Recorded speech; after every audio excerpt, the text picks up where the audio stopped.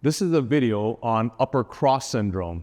Now, in the late 50s or 60s, a gentleman by the name of Dr. Vladimir Yanda coined the term upper cross syndrome. In today's world, we will call that text neck syndrome or cell phone syndrome or smartphone syndrome or something like that. But basically, what's happening is this. I'm going to exaggerate.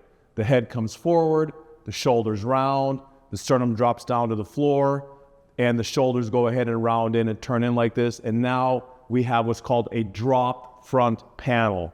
Now that has a lot of consequences to it because this thing on top of our body called the head weighs anywhere from 10 to 12 pounds. And when that head comes forward, it magnifies the weight of the head, sometimes upward to 70 pounds. Now, that has a lot of implications on vision, TMJ, breathing issues because the lungs get compressed, colon issues because the transverse colon gets compressed, issues with the heart because of the pericardial sac, and not to mention orthopedic issues because now our thoracic cage has rounded forward and now we have a really poor ability to rotate. So this video is how we are going to correct upper cross syndrome, or in today's terms, text neck syndrome. Now, what's the problem? So the problem is we probably have long and weak muscles and short and tight muscles. Now, everyone is different, so I'm not saying that you need to do all of these, and some people may not need to do any stretching at all because they're actually pretty hypermobile and they need to focus more on the strengthening aspect of this program. And then it could be the reverse of that. We have some people that might be really tight and they need to focus more on the flexibility aspect of that. But also with this program becomes an awareness. And so what I want you to do right now is I want you to stand up. I want you to face something on the wall. I want you to march up and down a few times. I want you to close your eyes. And then I want you to lift your toes, just your toes off the floor. And if you feel that your body sways backward, you most likely have what's called an anterior gravity line. You are living life like the Leaning Tower of Pisa, and you are absolutely wasting energy throughout the day because your body is just fighting to keep yourself vertical. So in this program here, we're going to talk about the long and weak muscles. Now, those long and weak muscles could be the deep cervical flexors of the throat, could be the long cervical extensors of the neck, the muscles that hold your head back. And we have the muscles called the rhomboids right here, which those are typically long and weak because our arms are internally rotated.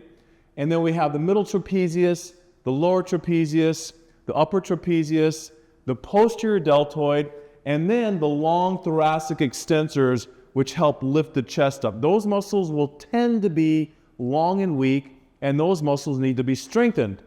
Now, the other muscle that we could potentially need to strengthen is the external rotators of the shoulder. But typically, I think it's the subscapularis, the internal rotator of the shoulder, that tends to be too tight. Now, on the other side of the coin, we have the muscles that are going to be short and tight, and these muscles need to be stretched. Those muscles would be the suboccipitals, which are the muscles at the base of the skull, because when your head drops forward, your skull wants to posteriorly rotate like this so you can see what's in front of you. And then we have the pec minor, which attaches here and then on the sternum, and that brings the shoulder in. The pec major internally rotates the arm. Then we have the rectus abdominis. Again, the muscle attaches on the sternum and down on the pubic bone, and if that muscle's tight, it's going to pull us forward. And that comes from a lot of faulty abdominal work that's done in the gym. And then we have the anterior deltoid. If the anterior deltoid that is tight, that will rotate the shoulder in.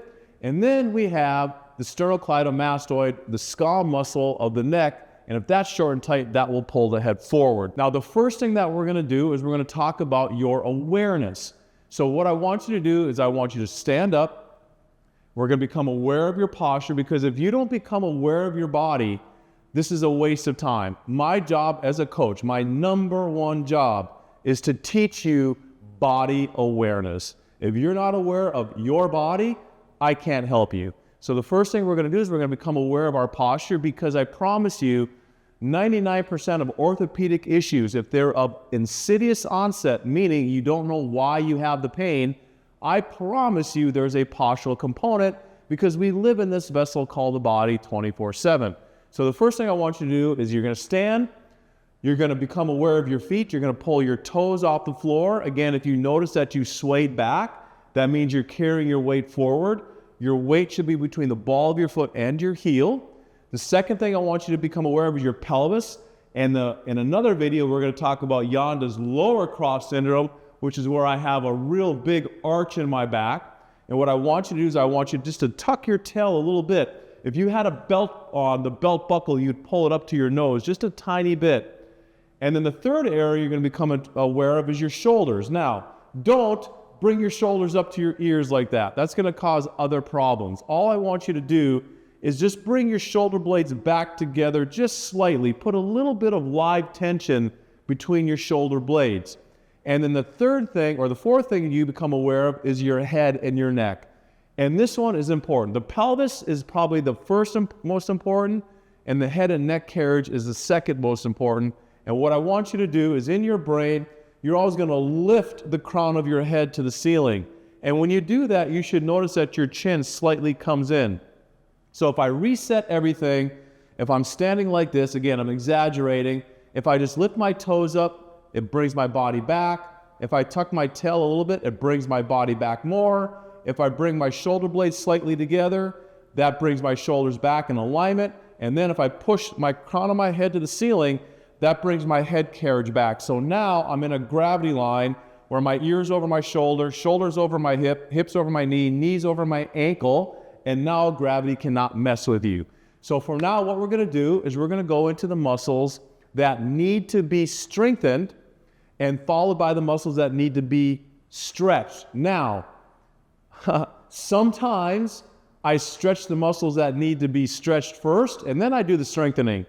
And sometimes I do the reverse. Typically, I will do the strengthening first and the stretching second. Again, that's going to be an individual thing. It's going to be up to you and what you feel like your body needs. So here we go, and we're going to start with the muscles that need to be strengthened. Now, the first strengthening exercise that we're going to do is for the scapular stabilizers. Those are going to be the rhomboids, the middle traps, and the lower traps. I would say that the rhomboid is the most important of the three. Now, what I'm going to be is I'm going to be down